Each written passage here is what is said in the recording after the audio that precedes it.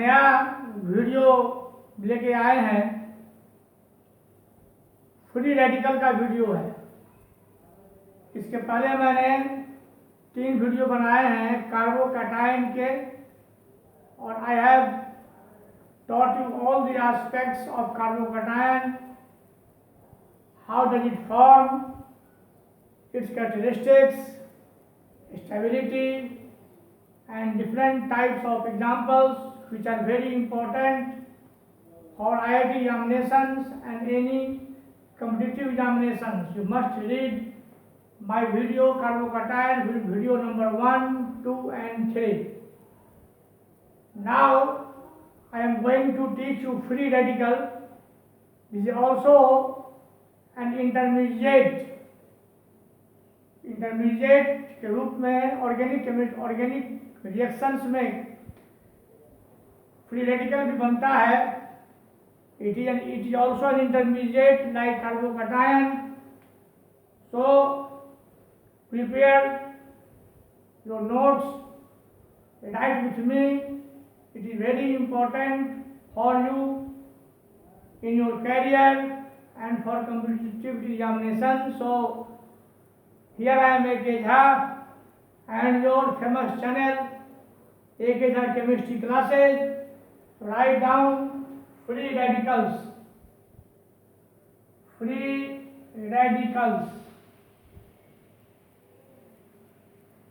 Free radical होता क्या है? फ्री रेडिकल, मैं एक एग्जाम्पल दे रहा हूं। सपोज करो this is chlorine Cl2. Cl2 has 6 lone pair of electrons unshared and this electron is shared. Clear? Due to homolysis, मैंने बताया था इसके पहले कि बॉन्ड फ्यूजन 2 तरह के होते हैं, होमोलाइसिस एंड हेटेरोलाइसिस. हेटेरोलाइसिस में आयन बनेगा और होमोलाइसिस में फ्री रेडिकल बनेगा. अपना इलेक्ट्रॉन लेके ये निकल जाएगा. जो शेयर इलेक्ट्रॉन है उसको लेके ये दोनों एटॉम सेपरेट हो जाएगा. तो क्या सीन बनेगा? ये ऐसा सीन बनेगा प्लस ऐसा सीन बनेगा. Every chlorine atom has 7 electrons. It is electron deficient. It does not have 8 electrons. So such an species is called free radical. इसको बोलेंगे chlorine free radical. Chlorine free radical मतलब इसी तरह से अगर सपोज करो कि मिथाइल क्लोराइड है, this is H, this is H, this is H, यहाँ पे Cl है, methyl chloride.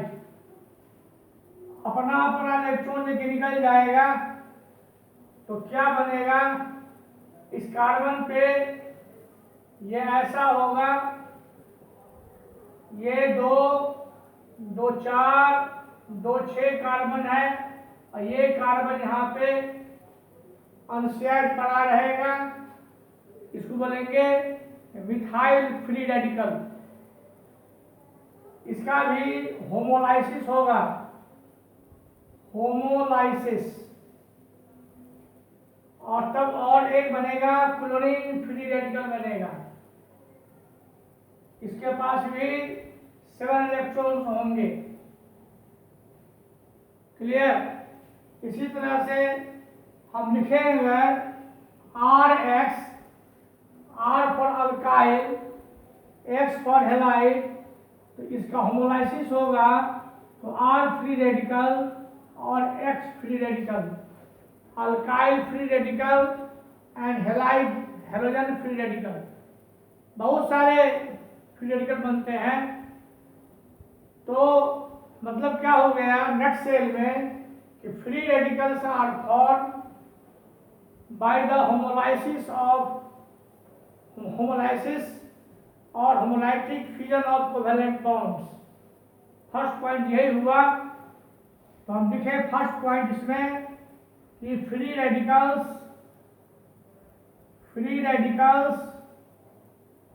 Are formed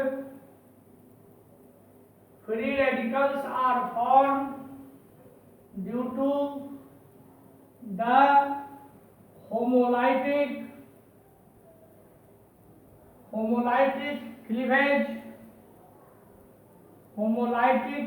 cleavage of covalent bonds। Clear?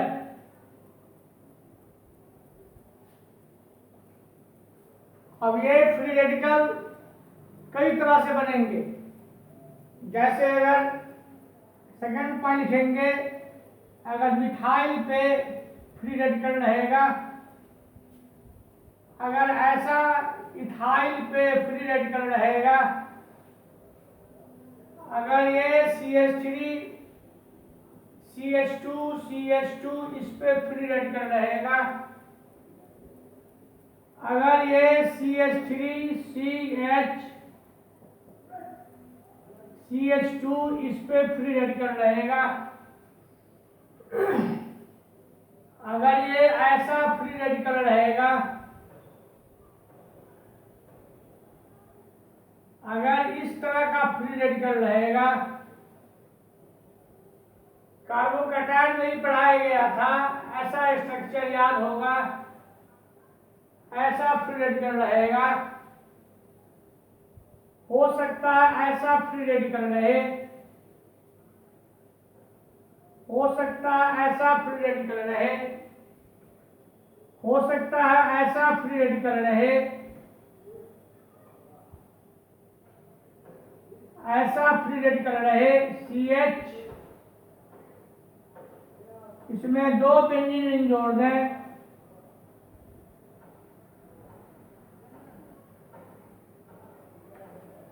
यहां पे डॉट, हो सकता है ऐसा फ्री रेडिकल रहे,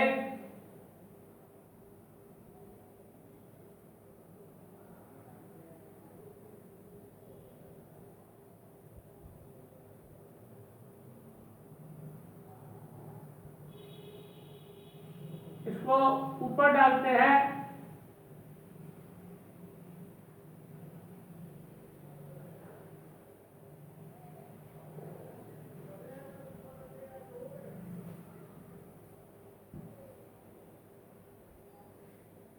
इसको ऐसा डालते हैं,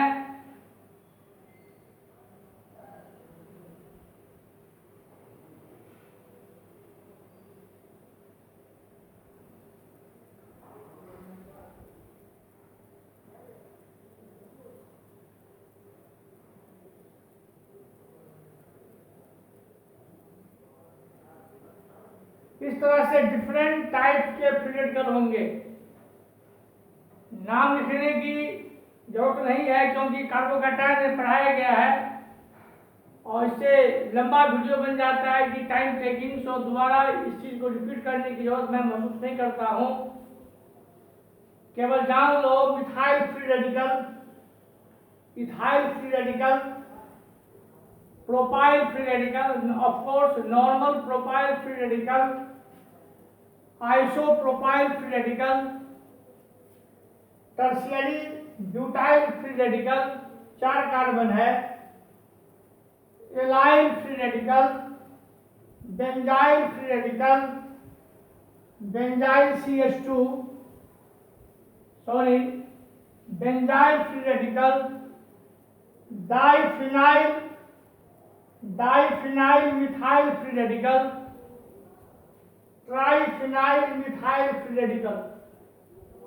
Of course, this is 1 degree, this is also 1 degree, this is 2 degree, this is 3 degree, this is 1 degree। यहाँ कार्बन जुड़ा हुआ है, एक कार्बन जुड़ा हुआ है, जिस कार्बन से जुड़ा हुआ है उससे 2 कार्बन जुड़ा हुआ है, इसी 2 डिग्री बेंजाइल। इस तरह से इस एक जुड़ा हुआ है 2 डिग्री। जैसे जिस कार्बन से उस कार्बन से डायरेक्ट 2 कार्बन जुड़ा हुआ है, इसी 1 डिग्री डायरेक्ट जुड़ा हुआ है 1 डिग्री, 2 डिग्री, इसी 3 डिग्री वगैरह वगैरह। इस तरह से आपको डिफरेंट टाइप्स के फ्री रेडिकल्स केमिस्ट्री में मिलेंगे। क्लियर है? याद रख लीजिए कि होमोलाइटिक फ्यूजन से फ्री रेडिकल बनते हैं और हेटेरोलाइटिक रेडिकल से कैटायन और एनायन बनते हैं। कार्बोकैटायन या कार्बोनायन बनेंगे। क्लियर है फंडा? अब हम आगे हम बात करते हैं। इसमें कहीं कोई कंफ्यूजन नहीं होनी चाहिए, बहुत सिंपल चीज है। इसको घर में पढ़िएगा और पढ़ने की जरूरत है। ओके, मिटा दें इसको। अब हम देखते हैं इसका कैरेक्टरिस्टिक क्या होता है। लिखेंगे characteristics of free radical. Characteristics of free radical. तो फर्स्ट है, हेडिंग डालो, कैरेक्टरिस्टिक्स ऑफ फ्री रेडिकल। पहला कैरेक्टरिस्टिक क्या है? It is formed by homolysis. पहली बात। दूसरी बात, हर एक अल्काइल फ्री रेडिकल में, चाहे मिथाइल हो, इथाइल हो, प्रोपाइल हो, सबों में कार्बन के आउटर मोस्ट ऑर्बिट, कार्बन के पास 7 इलेक्ट्रॉन्स होंगे। There are 7 electrons in with carbon. इसमें 6 पेयर्ड होंगे सॉरी, और एक लूज पड़ा रहेगा like dot. 6 are paired and 1 is unpaired. 1 is unpaired। चूंकि अनपेयर्ड है इसीलिए यह इलेक्ट्रॉन डिफिशियंट होगा। ऐसा मत समझ लीजिएगा एक इलेक्ट्रॉन लूज पड़ा हुआ है किसी को दे देगा। No, it has only 7 electrons। In order to have 8 electrons, it will need 1 electron more to get stability। इसलिए जैसे इलेक्ट्रॉन डिफिशिएंट स्पीशीज होते हैं, इलेक्ट्रोफाइल होते हैं, और चूंकि एक इलेक्ट्रॉन ही इसमें है तो ये दे आर पैरामैग्नेटिक होते हैं। They are paramagnetic. Clear? Third fourth point, हम बात करते हैं हाइब्रिडाइजेशन का।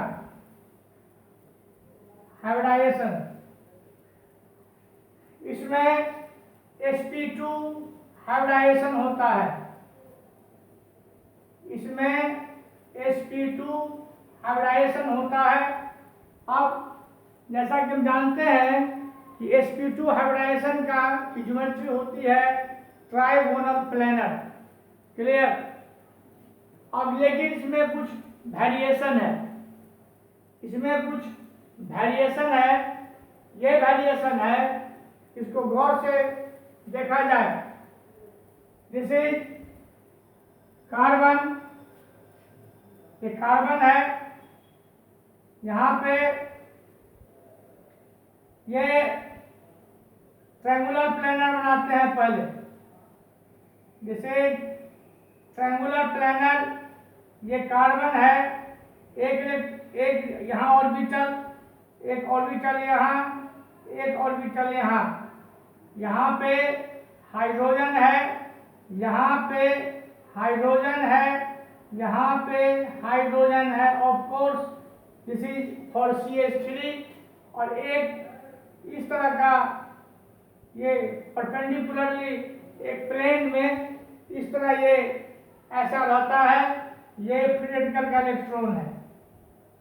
क्लियर? क्योंकि ये सभी हाइड्रोजन इज लिस्ट इलेक्ट्रोनेगेटिव, इसीलिए यह इसी तरफ पड़ा रहता है और इसका बाउंड एंगल होगा 120 डिग्री। इसलिए किसी भी अल्काइल में sp2 हाइब्रिडेशन होगा और ज्योमेट्री इसकी होगी ट्राइगोनल प्लानर, इसकी ज्योमेट्री होगी ट्राइगोनल प्लानर, ट्रायंगुलर प्लानर लिखते हैं इसको, triangular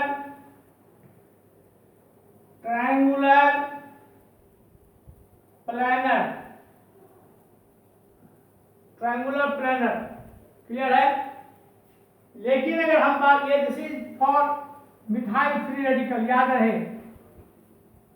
this is for alkyl free radical या मिथाइल फ्री रेडिकल। अब हम अगर बात करें CCl3,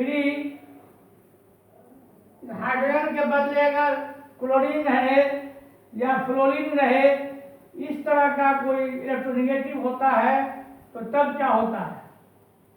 इसमें ज्योमेट्री वैसे ही होगी, इसमें भी वही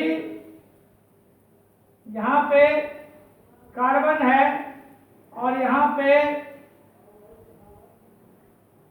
एक फ्लोरीन इधर है, एक फ्लोरीन इधर है, एक फ्लोरीन इधर है, फ्लोरीन फ्लोरीन फ्लोरीन, और ये अनशेयर्ड इलेक्ट्रॉन यहाँ पड़ा हुआ है। नेचुरली इसको 6 इलेक्ट्रॉन अनशेयर्ड है, इन सबों को 6 इलेक्ट्रॉन अनशेयर्ड है। जैसे लोन पेयर दिस इज इसमें bond pair, fluorine is more electronegative, तो इसमें रिपल्सन होगा, ये इसको इधर खींचेगा।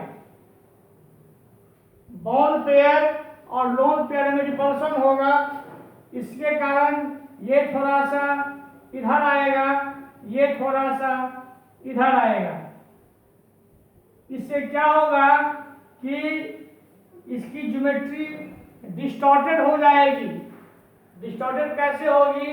ये थोड़ा सा ऐसे नीचे आएगा, ये थोड़ा ऐसे नीचे आएगा, ये थोड़ा नीचे ऐसे आएगा और ये ऐसा रहेगा। देख रहे हो, it takes the shape of tetrahedral. यहाँ फ्लोरीन बहुत इंटरेस्टिंग चीज है, यहाँ फ्लोरीन, यहाँ पे लोन पेयर है, ये थोड़ा सा कार्बन यहाँ पे है, ये थोड़ा सा टेट्राहेड्रल की ओर जा रहा है, मतलब इसका हाइब्रिडाइजेशन sp2 है, लेकिन ज्योमेट्री ट्रायंगुलर प्लानर नहीं होगा, इस विल बी पिरामिडल, इसकी ज्योमेट्री हो जाएगी पिरामिडल। ये बहुत ही इंपॉर्टेंट बात है, ज्योमेट्री पिरामिडल, इस बात को जहन में उतार लीजिए, भूलिएगा नहीं। या कोई जरूरी नहीं है कि sp2 हाइब्रिडाइजेशन होने पे सबों की ज्योमेट्री एक ही हो जाती है। जैसा कि पढ़े होंगे केमिकल बॉन्डिंग में कि sp3 हाइब्रिडाइजेशन वाटर का होता है, उसका शेप भी शेप हो जाता है। सेम केस यहाँ पे लोन पेयर और बॉन्ड पेयर के रिपल्सन के कारण ये थोड़ा सा नीचे की ओर शिफ्ट करता है, ये इस तरह एक ज्योमेट्री बन जाती है, जिसके कारण ये टेट्राहेड्रल से बन जाता है, सॉरी पिरामिडल से बन जाता है। You can check it distorted tetrahedral और पिरामिडल। क्लियर? किस तरह से ये फ्री रेडिकल की ज्योमेट्री हुई। क्लियर? अब हम नेक्स्ट वीडियो में बात करेंगे स्टेबिलिटी की। तब तक पढ़ाई कीजिए, आज जो पढ़ाया गया उसको बुक्स रखिए और लेटेस्ट उसको पढ़ाई कीजिए। फिर इसके बाद नेक्स्ट वीडियो मिलेंगे। तब तक के लिए गुड बाय और बेस्ट ऑफ लक।